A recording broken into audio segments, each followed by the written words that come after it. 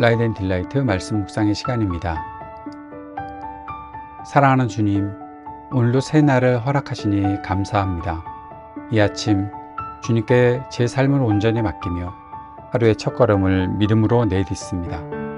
주님의 뜻 안에서 생각하고 말하며 행동하게 하시고 만나는 모든 순간마다 주님의 사랑을 전하게 하옵소서. 오늘 하루도 감사와 헌신의 마음으로 주님께 영광을 돌리게 하옵소서. 예수님 이름으로 기도드립니다. 아멘. 오늘은 호세아서 2장 말씀입니다. 1절에서 23절까지 말씀을 함께 읽고 묵상하겠습니다. 호세아서 2장 1절에서 23절까지의 말씀, 새 한글 성경으로 읽겠습니다. 너희는 너희 형제들에게 암미라고 말하고 너희 자매들에게 루하마라고 말해라. 너희는 다투어라. 너희 어머니와 다투어라. 그 여자는 나의 아내가 아니고 나는 그의 남편이 아니기 때문이다. 그래서 그 여자가 얼굴에서 자신이 노란한 흔적들을 지우고 가슴 사이에서 음란의 흔적들을 지우게 하리라. 그렇지 않으면 내가 그 여자를 벌거벗겨 그 여자가 태어난 날처럼 세워두겠다. 그 여자를 광야처럼 마른 땅처럼 만들겠다. 목말라 죽게 만들겠다. 그 여자의 자식들도 나는 가엾이 여기지 않겠다. 그들도 노란하는 자식들이기 때문이다. 그들의 어머니가 노란했고 그들은 임신한 여자가 창피스럽게 처신했기 때문이다. 그 여자는 이렇게 말했다. 나를 사랑하는 사람들을 뒤따라갈 테야. 나의 빵과 물, 나의 양털과 리넨, 나의 기름과 음료를 주는 사람들이지. 이러므로 보라, 내가 그 여자의 길에 가시구기자 나무로 울타리를 두르겠다. 내가 돌담을 쌓아 막아서 그 여자는 자신이 다닐 샛길도 찾지 못할 것이다. 그 여자가 자신을 사랑하는 사람들을 뒤쫓아도 그들을 따라붙지 못하고 그들을 애써 찾아도 만나지 못할 것이다. 그때 이렇게 말할 것이다. 나의 이전 남자한테 돌아가야겠구나. 그때가 지금보다 나한테 더 좋았어. 그런데 그 여자가 알지 못하는 것이 있다. 그 여자에게 곡식과 새 포도주와 올리브 기름을 준 것은 바로 나였다는 사실이다. 내가 그 여자에게 은이 많아지게 했고 금도 그랬다. 그런데 이런 것들을 사람들은 바알을 위해 썼다. 이러므로 내가 나의 곡식을 제때에 나의 새 포도주를 제철에 도로 가져갈 것이다. 그 여자가 발가벗은 것을 가리도록 준 나의 양털과 나의 리넨도 도로 빼앗아 버릴 것이다. 이제 내가 그 여자의 부끄러운 부분을 그 여자를 사랑하는 사람들의 눈앞에 드러낼 것이다. 그 누구도 그 여자를 나의 손에서 빼내주지 못할 것이다. 내가 그 여자의 모든 즐거움을 끝장내겠다. 그 여자의 명절, 그 여자의 초하룻날, 그 여자의 안식일, 그 여자의 온갖 축제일을 끝장내겠다. 내가 그 여자의 포도나무와 그 여자의 무화과 나무를 황폐하게 하겠다. 그 여자는 그 나무들은 내가 받은 선물이야. 나를 사랑하는 사람들이 나한테 주었어. 하고 말했다. 그 나무들을 내가 덤불숲으로 만들겠다. 그러면 들짐승들이 그것들을 먹어치울 것이다. 그 여자가 바알들을 섬긴 날들을 두고 내가 그 여자에게 책임을 묻겠다. 그 시절에 그 여자는 제물을 불태워 바알들에게 연기로 바쳤다. 귀고리와 장신구를 치장하고 그 여자를 사랑하는 사람들을 뒤따라 다녔다. 그러면서 나를 잊어버렸다. 여호와의 말씀입니다. 이러므로 내가 그 여자를 설득하여 광야로 데려가겠다. 그러고는 그 여자에게 마음 따뜻하게 말하겠다.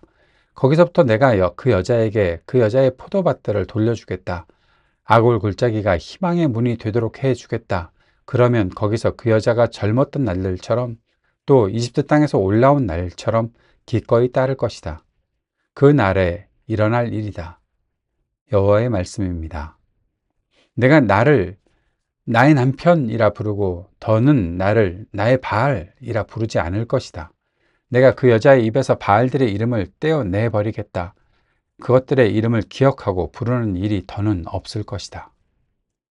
그날에 내가 너를 위해 들의 짐승과 하늘의 새와 땅에 기는 것들과 언약을 맺겠다. 또 활과 칼을 부러뜨리고 전쟁을 땅에서 사라지게 해서 너를 안전히 눕게 하겠다. 내가 영원히 너를 나의 배우자로 맞이하겠다. 공의와 정의와 한결같은 사랑과 자비로 너를 나의 배우자로 맞이하겠다.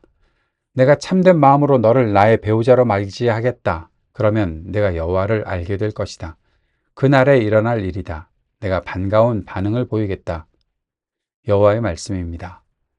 나는 하늘에 반가운 반응을 보이고 하늘은 땅에 반가운 반응을 보일 것이다. 땅은 곡식과 새 포도주와 올리브 기름에 반가운 반응을 보이고 그것들은 이스라엘의 반가운 반응을 보일 것이다. 내가 나를 위해 그 땅에 이스라엘을 심겠다. 루하마를 가엾이 여기겠다. 내가 암미에게 너는 암미 하고 말하고 그는 나의 하나님이라고 말할 것이다. 아멘. 오늘 호세아서 2장 말씀을 함께 읽었습니다. 호세아 2장은 배신한 아내, 이스라엘이죠. 하나님을 배신한 아내라고 지금 여기서 상징하고 있는 이스라엘을 향한 하나님의 마음의 독백입니다. 아까 본문을 읽을 때, 새한글 성경 읽을 때 앞에 괄호치고 하나님이라고 써져 있었죠. 하나님이 말씀하신다라는 것을 그렇게 표현한 것이고 중간중간에 이것은 여호와의 말씀입니다 라고 그렇게 써놓은 기록들이 있지요. 이것이 하나님의 독백이라는 것을 말해주고 있는 것입니다. 하나님은 이스라엘이 우상을 따르고 바알에게 제사를 드린 것을 마치 남편을 버리고 떠난 아내의 행위처럼 묘사하십니다. 그러나 놀랍게도 하나님은 진노로 관계를 끊지 않으십니다. 오히려 그들을 다시 광야로 데려가십니다. 그리고 처음 사랑했던 그 자리로 이끄셨다는 거죠. 광야로 데려갔다? 무서운데? 혼내려고 그러시나? 그게 아니라 처음 그들과 사랑했던 자리. 그게 어디입니까? 바로 하나님께서 출애굽해서 광야에서 그들을 만나 주셨던 그것을 하나님은 처음 사랑의 자리라고 생각하시는 거죠. 바로 하나님은 포기하지 않으시는 사랑으로 우리를 기다리십니다. 죄의 자리에서 심판하시되 회복의 길을 함께 열어두셨다는 것이죠. 본문을 좀 더 살펴봅시다.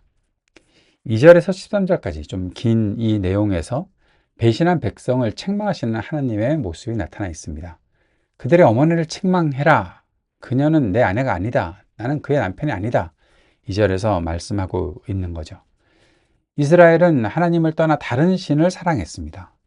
그들은 곡식과 포도주, 기름, 금은 그런 것들을 많이 가졌는데 이것이 바알이 우리들에게 주었지라고 생각했던 거죠. 어떻게 그럴 수가 있을까요? 왜냐하면 그들이 그 땅에 있었던 우상들을 제거하지 못했기 때문이고 결국 하나님을 믿는다고는 하지만 늘 눈앞에 있는 우상 숭배의 모습들을 통해서 이것들 다 바알이 주는 거고 옆에 있는 다른 이웃들 다 바알에게서 받는다고 그랬으니까 바알이 준 거지 라고 착각했다는 거죠. 그래서 하나님은 그들이 생각하고 있었던 그것이 바로 가짜 축복인데 그것을 걷어내시고 그들이 의지했던 것들을 무너뜨리신다는 거죠. 그래서 12절에 내가 그 포도나무와 무화과 나무를 황폐하게 하겠다라고 말씀하시죠. 엄불숲을 만들어 버리겠다. 그 여자의 포도나무, 그 여자의 무화과나무 다 황폐하게 하겠다. 그런데 왜 이렇게 하실까요? 하나님이 사랑하시기 때문에 책망하시는 거죠. 우리의 잘못된 의지, 거짓된 사랑, 그것을 하나님이 우리를 사랑하지 않으시는 걸로 돌아서셨다면 책망하실 일이 뭐가 있겠습니까?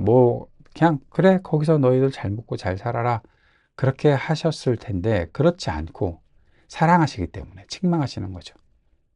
그 거짓된 사랑들을 깨뜨리고 우리의 잘못된 의지를 깨뜨려서 다시 하나님과의 진정한 관계로 부르시고 계시는 거죠. 때로 하나님이 우리에게 결핍을 허락하시는 때가 있습니다. 왜 내가 이렇게 부족하지? 내가 하나님으로부터 심판을 받았나? 그런데 그것이 심판만이 아니라 다시 하나님께 돌아오게 하는 초대이다. 내가 이 부족함을 어떡하지?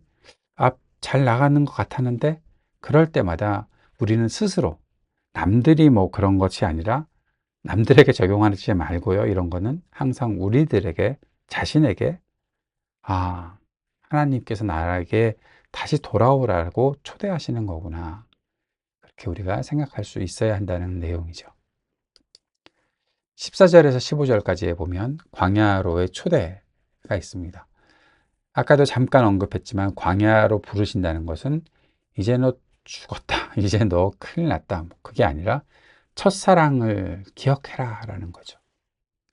하나님이 야곱을 베델로 부르시는 장면도 있었고, 또 신약에서는 예수님께서 바닷가에서 제 아들을 부활하신 예수님께서 제 아들을 만나실 때도 그렇고 첫사랑의 모습들을 상기하게 하는 그런 일들이 있지 않았습니까? 마찬가지로 광야로 데리고 가서, 파일러서 광야로 데리고 가서 그의 마음을 위로하리라, 첫사랑의 모습을 보여주신다는 거죠. 정리하면 광야는 심판의 장소가 아니라 회복의 자리다는 것입니다. 하나님은 이스라엘을 광야로 데려가셔서 세상의 소음을 잠재우고 하나님의 사랑의 음성을 다시 들려주시기 위해 그들을 광야로 부르시는 거죠. 15절에 거기서 그녀가 응답하기를 어렸을 때와 같을 것이며 애굽 땅에서 올라오던 날과 같으리라. 예, 이거죠. 애굽 땅에서 올라오던, 이집트 땅에서 올라온 날처럼 기꺼이 따를 것이다. 이것이 바로 이스라엘이 처음 하나님을 만났던 출애굽의 그 첫사랑, 뜨거웠던 언약의 기억으로 돌아가게 하시는 하나님의 섭리입니다.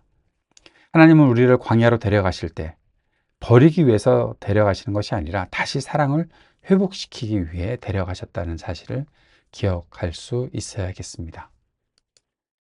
16절에서 23절 말씀을 보면 언약의 회복과 새 이름에 대한 내용이 나옵니다.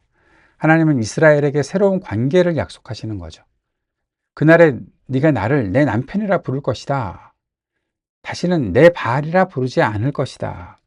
라고 하나님께서 그렇게 말씀하십니다. 나의 바알이라고. 아니, 하나님께서 그렇게 해 주셨는데 바알이 준 거야, 그렇게 말하는 게 어디겠습니까? 하나님께서는 이제 다시는 그렇게 부르지 않을 것이다. 심지어 하나님을 나의 남편이라 부르게 될 것이다 라고 약속하시는 거죠. 이전에 두려움과 또는 거래하는 그런 관계가 아니라, 계산하는 관계가 아니라 사랑과 친밀함의 관계로 회복시켜 주시는 것입니다. 그리고 마지막에 하나님은 다시 새 자녀의 이름을 바꿔 주시죠. 이스라엘, 심판에서 하나님이 뿌리신다라는 말로, 회복의 씨앗이라는 말로, 그리고 루하마를 루하마로, 앞에 로를 빼면 이제 긍휼을 받지 못한다가 아니라 긍휼을 받는 사람이 된다. 로암미가 암미가 되는 것. 내 백성이 아니다 라고 할 때 로암미였는데 암미, 내 백성이다. 그렇게 자녀의 이름들을 바꾸어 주신다라는 것입니다. 그래서 이런 정리를 해볼 수 있죠. 하나님의 언약은 이름을 바꾸는 사랑입니다. 야곱이 이스라엘이 되었던 것처럼, 아브라함이 된 것처럼, 이제 이스라엘 백성들에게 하나님께서 말씀하실 때 루하마, 로암미, 이스라엘이라고 불렀던 이름들을 하나님께서 다시 루하마, 암미라는 그런 이름들로 바꾸어 주신다는 것. 우리의 과거와 실패를 새 이름과 새로운 관계로 회복시키신다는 것. 그것이 바로 우리 하나님의 일이 된 것이죠. 오늘 우리에게 주시는 교훈들을 정리해 봅시다. 첫째, 하나님은 책망 속에서도 사랑하신다는 것입니다. 하나님은 우리의 배신을 외면하지 않으십니다. 죄를 죄라고 말씀하십니다. 우리를 다시 그분께로 부르십니다. 우리가 배신했다고 딱 얼굴 돌리고 더 이상 너 안 봐가 아니라 끝까지 우리를 보시고 너 이거 잘못했어, 나한테 와야 돼 라고 말씀하시는 거죠. 회개는 심판을 피하기 위한 수단이 아닙니다. 회개는 사랑의 부름에 대한 응답이 되는 것이죠. 둘째, 광야는 은혜의 자리입니다. 우리가 의지하던 것이 무너질 때 그 자리가 하나님이 우리를 다시 만나시는 광야의 자리가 된다는 사실을 기억하십시다. 광야는 고난의 장소가 아니라 하나님이 마음을 회복시켜 주시는 그러한 성소가 되는 것이죠. 셋째, 새 이름을 주시는 하나님을 볼 수 있습니다. 하나님은 우리를 실패로 부르지 않으시고 새 이름으로 부르십니다. 너는 내 백성이다. 그분의 은혜는, 하나님의 은혜는 과거를 지우는 것이 아니라 과거를 새로운 의미로 바꾸는 사랑이 될 수 있다는 것을 오늘 말씀을 통해서 보게 됩니다. 이러한 묵상을 개인적으로 해봅니다. 나는 지금 어디에 서 있나? 지금 내가 광야에 있나? 이 광야가 하나님께 돌아가는 광야인가?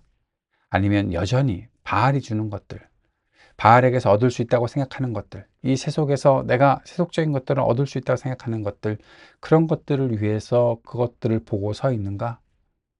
지금 어디에 서 있나는 것을 한번 생각해 봅니다. 광야가 힘든 장소이긴 하지만, 그러나 그 속에서 하나님과의 첫사랑을 회복할 수 있다면 그 자리에 내가 설 수 있는 것, 두려움 없이 하나님을 온전히 신뢰함으로 설 수 있어야 하겠습니다. 내 삶에 이렇게 적용해 봅니다. 내 인생의 광야를 두려워하지 말자. 그곳에서 들려오는 하나님의 음성에 귀를 기울이자 라는 것입니다. 오늘 세상의 모든 시끄러운 소리를 다 낮추고 없애고 하나님의 음성에만 귀를 기울이는 그러한 노이즈 캔슬링을 할 수 있으면 어떨까요?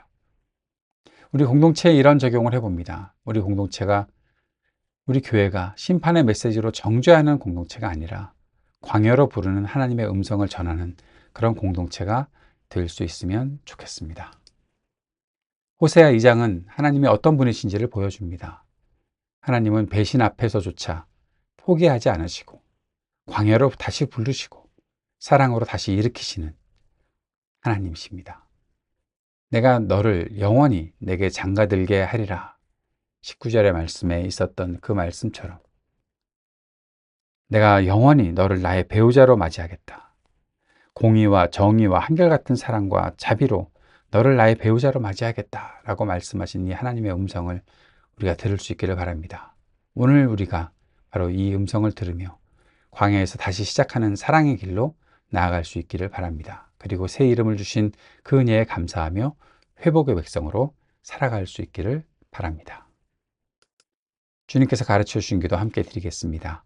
하늘에 계신 우리 아버지, 아버지의 이름을 거룩하게 하시며 아버지의 나라가 오게 하시며 아버지의 뜻이 하늘에서와 같이 땅에서도 이루어지게 하소서. 오늘 우리에게 일용할 양식을 주시고 우리가 우리에게 잘못한 사람을 용서하여 준 것 같이 우리 죄를 용서하여 주시고 우리를 시험에 빠지지 않게 하시고 악에서 구하소서. 나라와 권능과 영광이 영원히 아버지의 것입니다.